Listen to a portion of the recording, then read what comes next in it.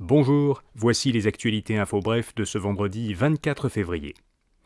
Le gouvernement Legault déposera son budget le 21 mars. Le ministre des Finances, Éric Girard, a dit que le dépôt de ce premier budget du second mandat du gouvernement Legault sera un moment important. Il assure que ce budget donnera le ton pour le respect des engagements pris par la CAQ. Éric Girard a indiqué que la situation économique générale était meilleure que prévu en ce début d'année.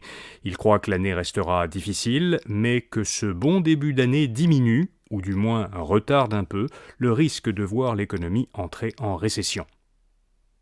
Québec ne rehaussera pas l'âge de la retraite. La proposition du gouvernement de faire passer de 60 à 62 ans l'âge minimal d'admissibilité au régime des rentes n'a pas fait consensus, a reconnu Éric Girard.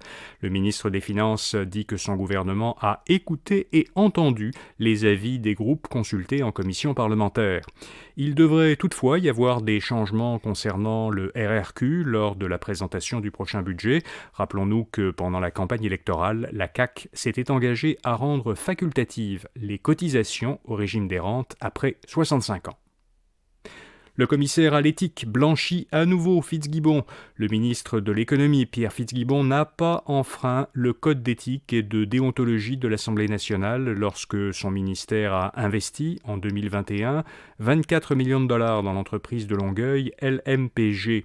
C'est la conclusion de la 5e enquête sur Pierre Fitzgibbon menée par la commissaire à l'éthique et à la déontologie Ariane Mignolet.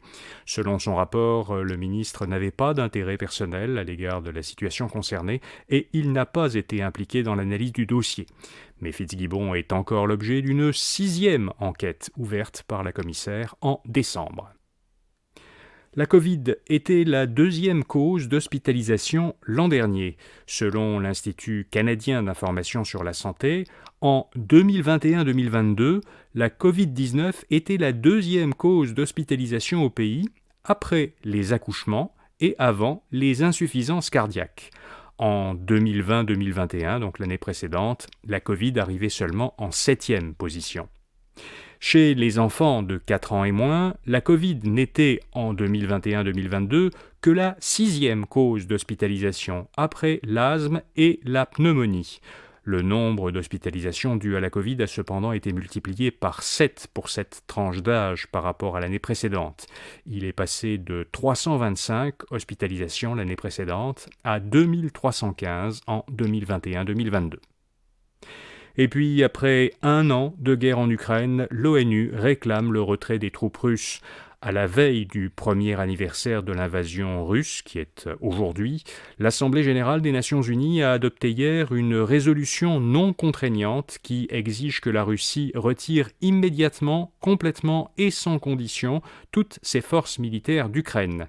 141 pays ont voté pour la fin de la guerre en Ukraine, 32 se sont abstenus, dont la Chine et l'Inde, et 7 ont voté contre, soit 2 pays de plus, le Mali et le Nicaragua, que lors du premier vote sur une résolution équivalente qui avait eu lieu l'an dernier.